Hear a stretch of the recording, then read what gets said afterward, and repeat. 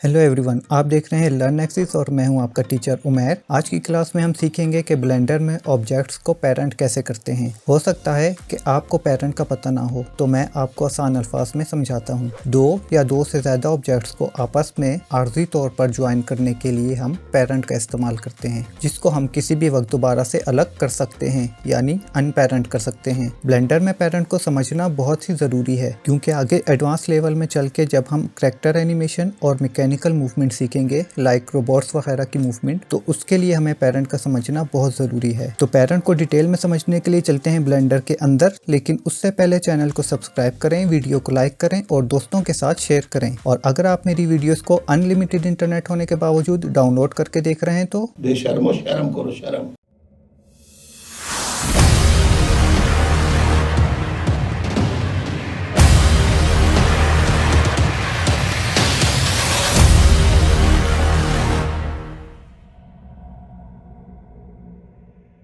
आ गया हूँ अपने ब्लेंडर में और यहाँ मैंने लिए हैं दो ऑब्जेक्ट्स जो कि सेपरेट ऑब्जेक्ट्स हैं। एक स्फीयर है मेरे पास और एक है क्यूब, और ये दोनों सेपरेट ऑब्जेक्ट्स हैं। जैसा कि आप आउटलाइनर में भी यहाँ चेक कर सकते हैं, एक क्यूब है और एक स्फीयर है, राइट। और अब अगर मैं ये चाहता हूँ कि मैं जब अपना क्यूब मूव करूँ तो उसके साथ ये स्फीयर भी मूव हो, तो उसके लिए मुझे क्या करना पड़ेगा, इन दोनों को पेरेंट करना पड़ेगा। और पेरेंट करने का तरीका ये है कि पहले आप अपने एक ऑब्जेक्ट को सिलेक्ट करेंगे, उसके बाद शिफ्ट की होल्ड करके रखेंगे और सेकंड ऑब्जेक्ट को सेलेक्ट कर लेंगे। लेकिन अगर आप इनको गौर से देखें तो आप सफ़ेद के इर्द गिर्द देखें एक रेड कलर की आउटलाइन है, जबकि क्यूब के इर्द गिर्द जो आउटलाइन आ रही है वो ऑरेंज कलर की है।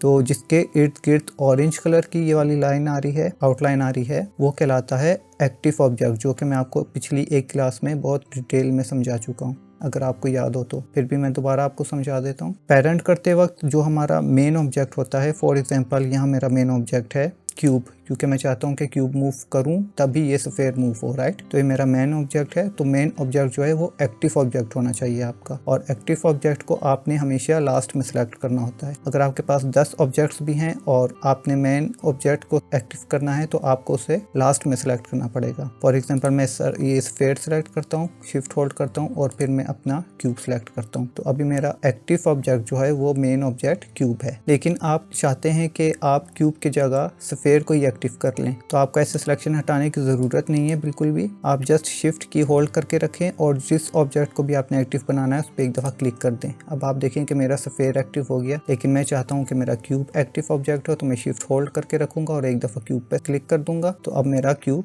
एक्टिव ऑब्जेक्ट हो गया, राइट।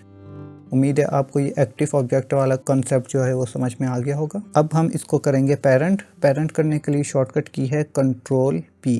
कंट्रोल पी प्रेस करने के बाद हमारे पास यहाँ पे इस तरह का एक मेन्यू आ जाता है, जिनमें से आज की क्लास में हम ये ऑब्जेक्ट और ऑब्जेक्ट की ट्रांसफॉर्म को स्टडी करेंगे। बाकी ऑप्शंस हम आगे चल के सीखेंगे। कंट्रोल पी प्रेस करेंगे और यहाँ से ऑब्जेक्ट पे क्लिक कर देंगे, राइट।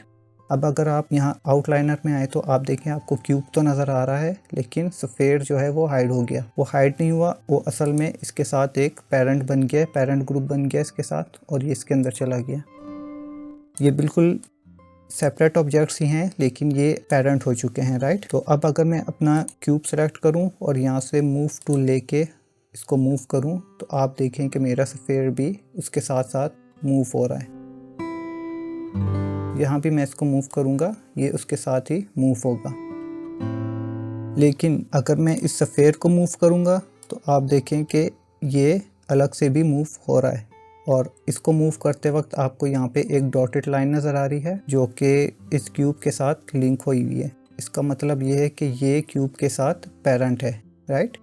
तो इस वक्त ये हमारा पेरेंट ऑब्जेक्ट है और ये वाला ऑब्जेक्ट कहलाएगा चाइल्ड ऑब्जेक्ट, राइट। तो जब मैं पेरेंट ऑब्जेक्ट को मूव करूंगा तो चाइल्ड ऑब्जेक्ट जो है वो उसके साथ साथ मूव करेगा, लेकिन अगर मैं चाहूँ तो चाइल्ड ऑब्जेक्ट को सेपरेटली भी मूव कर सकता हूँ। अब हम देखते हैं इसको अनपेरेंट करने का तरीका। तो इन दोनों ऑब्जेक्ट्स को हम सेलेक्ट करेंगे और कीबोर्ड से प्रेस करेंगे Alt P। Alt P press करने के बाद हमारे पास ये क्लियर पेरेंट का मेन्यू आ जाएगा और यहाँ से हम क्लिक करेंगे क्लियर पेरेंट। तो अब ये दोबारा से हमारे सेपरेट ऑब्जेक्ट्स हो गए। स्फेयर अलग हो गया, क्यूब अलग हो गया, और अगर यहाँ आउटलाइनर में आप आके देखें तो ये दोबारा से अपनी पहली वाली पोजीशन में आ गए। क्यूब और स्फेयर अलग अलग हो गए। तो ये था दो ऑब्जेक्ट्स को पेरेंट करने का तरीका। अब हम चल के देखते हैं कि अगर दो से ज़्यादा ऑब्जेक्ट्स हमारे पास हों तो उनको कैसे पेरेंट करते हैं। तो अब मैंने ले ली यहाँ पे 3 स्फेयर, 3 ऑब्जेक्ट्स डिफरेंट, और अब हम इनको पेरेंट करके देखेंगे कि 3 ऑब्जेक्ट्स को कैसे पेरेंट कर सकते हैं। तो इस एग्जाम्पल में मैं चाहूँगा कि ये वाला मेरा ऑब्जेक्ट जो है वो इसके साथ पेरेंट हो जाए, यानी जब मैं रेड को मूव करूं तो ग्रीन भी उसके साथ मूव हो, और ये जो ब्लू वाला है इसको मैं पेरेंट करूंगा ग्रीन के साथ, ताकि मैं जब ग्रीन को मूव करूं तो ब्लू वाला भी खुद ब खुद उसके साथ मूव हो। आइए देखते हैं कि इसको कैसे पेरेंट करना है। तो सबसे पहली चीज़ तो हमने समझ ली कि हमारा जो एक्टिव ऑब्जेक्ट होता है वो पेरेंट ऑब्जेक्ट होता है, और उसके बाद जो हमारा सेकेंडरी ऑब्जेक्ट होता है वो चाइल्ड ऑब्जेक्ट होता है, राइट। तो एक्टिव ऑब्जेक्ट मुझे बनाना है इस रेड वाले को, तो मैं पहले इस ग्रीन वाले को सेलेक्ट करूंगा, उसके बाद मैं शिफ्ट होल्ड करूंगा और रेड वाले को सिलेक्ट कर लूँगा। उसके बाद मैं कंट्रोल P प्रेस करके पेरेंट मेन्यू ओपन करूँगा और यहाँ से मैं क्लिक कर दूँगा ऑब्जेक्ट के ऊपर, राइट। अब अगर मैं यहाँ से मूव टूल लेके इस रेड वाले को सिलेक्ट करूँ और इसको मूव करूँ तो आप देखें कि मेरा रेड और ग्रीन दोनों मूव कर रहे हैं। लेकिन अगर मैं इस ग्रीन को पकड़ के मूव करूँ तो मैं इसको सेपरेटली भी मूव कर सकता हूँ, लेकिन आप यहाँ पे देखें कि आपको वही पेरेंट वाली लाइन यहाँ पे शो हो रही है और ये आपको बता रही है कि ये दोनों आपस में पेरेंट हैं। अब मैं चाहता हूं कि मैं इस ब्लू वाले को इस ग्रीन के साथ पेरेंट कर दूं, ठीक है। तो उसके लिए हम क्या करेंगे, पहले ब्लू वाला सेलेक्ट करेंगे, शिफ्ट होल्ड करेंगे और ग्रीन वाला सेलेक्ट करेंगे। उसके बाद हम प्रेस करेंगे कंट्रोल P और यहाँ से हम क्लिक करेंगे ऑब्जेक्ट के ऊपर। तो अब क्या हुआ, हमारा ब्लू वाला जो है वो ग्रीन के साथ पेरेंट हो गया। अब अगर मैं इस ग्रीन वाले को मूव करूँ तो आप देखें कि ब्लू वाला ग्रीन वाले के साथ मूव कर रहा है, राइट। लेकिन स्टिल ग्रीन वाला भी आपको दिखा रहा है डॉटेड लाइन में कि वो भी ऑलरेडी रेड वाले के साथ पेरेंट है। तो अगर मैं रेड वाले को सिलेक्ट करके इसको मूव करूं तो आप देखें कि ये तीनों के तीनों एक साथ मूव कर रहे हैं। उसकी वजह क्या है, उसकी वजह ये है कि ग्रीन वाला जो है वो रेड के साथ पेरेंट है और ब्लू वाला जो है वो ग्रीन के साथ पेरेंट है। तो ये इनडायरेक्टली ही तकरीबन एक दूसरे के साथ पेरेंट हैं। और इसमें सबसे मेन ऑब्जेक्ट हमारा कौन सा है, रेड वाला, राइट। क्यों, क्योंकि हम रेड को मूव करते हैं तो ये तीनों मूव होते हैं, लेकिन अगर मैं ग्रीन को सिलेक्ट करके मूव करूं तो सिर्फ हमारे 2 ऑब्जेक्ट्स मूव होते हैं। इसी तरह अगर मैं ब्लू वाले को पकड़ के मूव करूं तो ये सिर्फ ब्लू वाले को मूव करेगा, राइट। तो इसमें अगर मैं आपको मूव करके दिखाऊं इस तरह, तो अब आप देखिए यहाँ पे आपको क्या देखने को मिल रहा है कि ये ग्रीन वाला जो है वो रेड वाले का चाइल्ड है और ब्लू वाला जो है वो ग्रीन वाले का चाइल्ड है, और ये दोनों जो हैं वो किसके चाइल्ड हैं, रेड वाले के, ठीक है। तो इस वक्त हमारा मेन एक्टिव पेरेंट ऑब्जेक्ट जो है वो रेड है और बाकी ये दोनों ऑब्जेक्ट्स जो हैं इनके चाइल्ड हैं। और अब हम देखेंगे कि कीप ट्रांसफॉर्म का ऑप्शन क्या काम करता है। तो मैं इस ब्लू वाले को पेरेंट बनाऊंगा इन दोनों के साथ। रेड वाला सेलेक्ट किया, शिफ्ट की होल्ड की मैंने, ग्रीन सेलेक्ट किया, उसके बाद लास्ट में अपना मेन ऑब्जेक्ट सेलेक्ट किया जो कि है ब्लू वाला। उसके बाद मैं इनको पेरेंट करने के लिए कंट्रोल P प्रेस करूंगा और यहाँ से ऑब्जेक्ट पे क्लिक कर दूंगा। अब ये दोनों इसके साथ पेरेंट हो चुके हैं। अब मैं क्या करूँगा कि इस ब्लू वाले को पकड़ के मूव कर दूंगा यहाँ से यहाँ पे, राइट। और अब अगर मैं इनको अनपेरेंट करूँ दोबारा से इन तीनों को सिलेक्ट करके, अनपेरेंट के लिए मैं Alt P प्रेस करूंगा और यहाँ से क्लिक करूंगा क्लियर पेरेंट।